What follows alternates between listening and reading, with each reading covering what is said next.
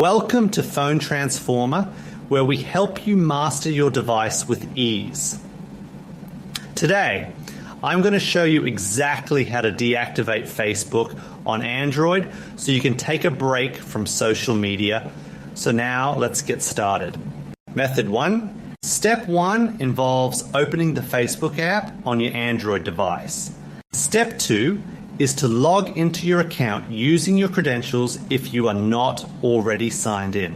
Step 3 requires you to tap on the 3 horizontal lines located at the right top corner of your screen. Step 4 is to scroll down and tap on Settings and Privacy near the bottom of the menu. Step 5 is to tap on Settings to enter the main configuration area of the app. Step 6 is to tap on Personal Details within the Account Center section at the top.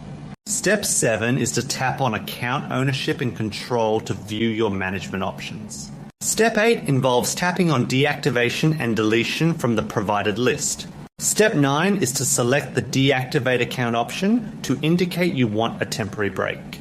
Step 10 is to choose the specific account you wish to manage and then tap on Continue to Account Deactivation.